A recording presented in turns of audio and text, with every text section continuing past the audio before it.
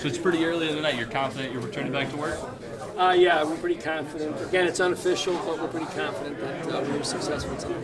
How does it feel to know you're going back? You know, getting reelected is always a challenge, as I said, because you always have, you got your own record, and there's always someone out there who thinks that it's a lot easier than it looks. And we're proud of the work that we've done. I know that the people that were in this room working hard for us all year are proud of what we've done, and obviously the voters are also proud of what we've done because we're going to be coming back.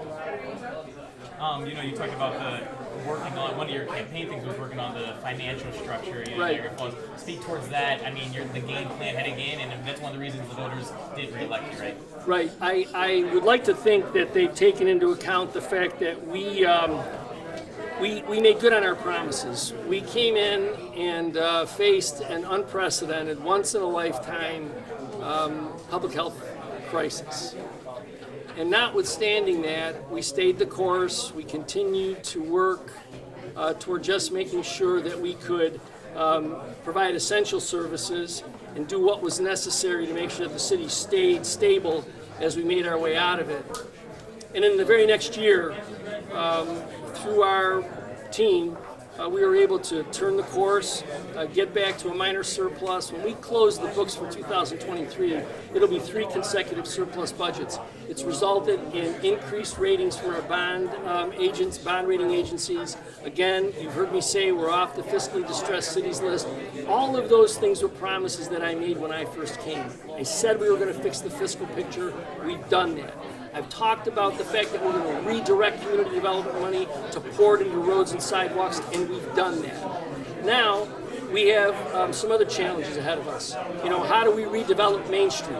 We have a plan for that. We've been working closely with Niagara University, and we have a plan for that. How do we revitalize a tourist economy so that it becomes a full-time job for the 10,000 workers who work in that industry?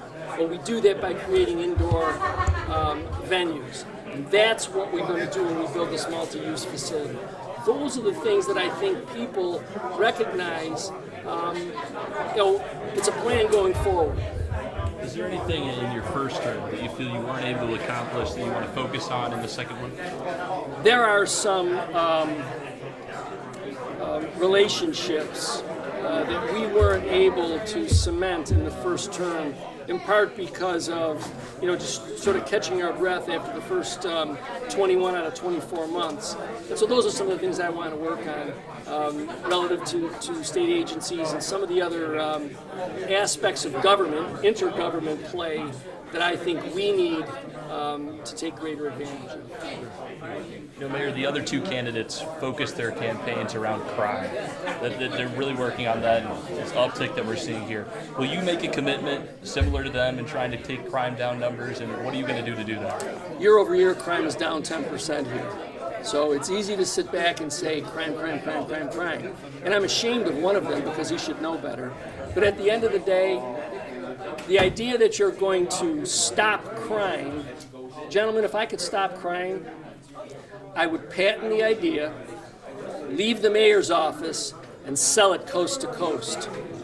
So you can contain crime, you can control crime, and I'll tell you right now, the Niagara Falls Police Department does a fabulous job of doing that, and we'll continue to do that.